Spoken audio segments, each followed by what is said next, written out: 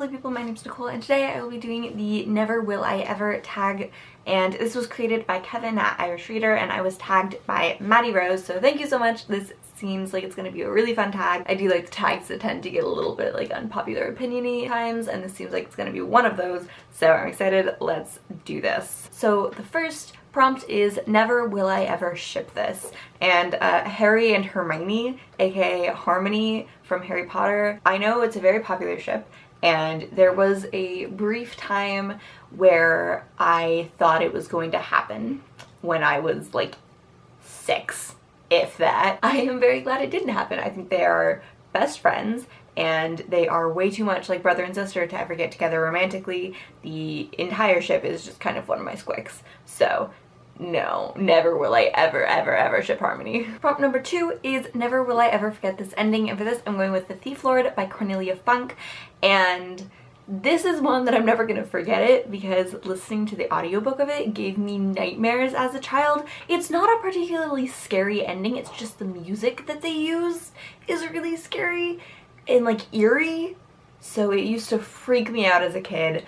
But it is a really good ending and it's really interesting and kind of cool and weird, and it's just great, and I highly recommend you guys read this book. It's a middle grade book, so it's not a particularly difficult read, but it does have a really cool ending. Prompt number 3 is never will I ever forget this character's death, and a spoiler warning for Harry Potter and the Deathly Hallows in this, Fred Weasley. I know a lot of people say that Dobby is the most tragic death in this book, but no, for me it is 100% without a question Fred Weasley. It's the way that it's written is just tears, and every time I think about it too hard I cry. I love Fred and George so much. They're some of my all-time favorite characters, and having him just like ripped away like that is just so painful. Also, honorary mention to Mockingjay, spoiler warning for Mockingjay, Finnick's death is always like one of my most painful reading experiences. He's another one of my all-time favorite characters, and his death just kind of, I mean, it's not like out of nowhere, but it's just so sudden, and then like it just keeps going, and so when you read it, at least for me, I literally had to go back and like reread this section like 4 times just to process what had just happened, and it is so sad and painful, and I'm so upset about it still. Question number 4, never will I ever stop crying over this book, and this may be a bit of a cliche, but The Fault in Our Stars by John Green. I mean, I've reread it like 6 times, and I haven't reread it recently, but every time I've reread it, I've cried like pretty steadily from like the 2/3 mark to the end of the book. I know it's cliche, but I do really love this book, and it makes me cry like a baby every single time I read it, and I will never ever stop crying over it. Number 5 is never will I ever read this series, and for this I'm gonna go with the Fallen series by Lauren Kate. So far as I know, this is about like a fallen angel who falls in love with a human girl or whatever. It sounds kind of like the Hush Hush series by Becca Fitzpatrick, but I've just heard so many bad things about it, and about how the relationship is super unhealthy and it's just not well written, and so I'm just not gonna even go there, and not gonna waste my time on something that I have heard nothing good about. Question number 6 is never will I ever stop raving about this book / series, and for this I'm gonna go with Simon vs. the Homo Sapiens Agenda by Becky Albert Halley.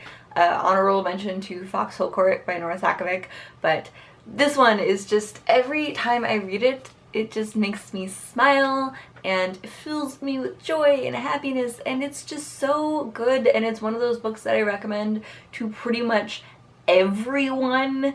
It's so pure and beautiful, and Simon and Blue are one of my favorite fictional couples. They're so great, and if you're looking for a contemporary romance, especially a queer contemporary romance, I cannot recommend this highly enough. It's so good, and Becky Albert Halley's new book is coming out later this year, and I'm so excited. Question number 7 is never will I ever lend this book out to a friend, and honestly, like, all my books. I don't lend books out. I have like 1, maybe 2 friends who I let borrow my books, and with them, those are people who I've known for like 10 years and know that I can trust them and know that if I don't get my books back, I can make them pay for them and buy me new ones and then grovel for my forgiveness for the next 10 years. But the main one who, like, even if those people asked, I wouldn't give them probably my copy of Fangirl. This isn't like a special copy or anything. It's not like signed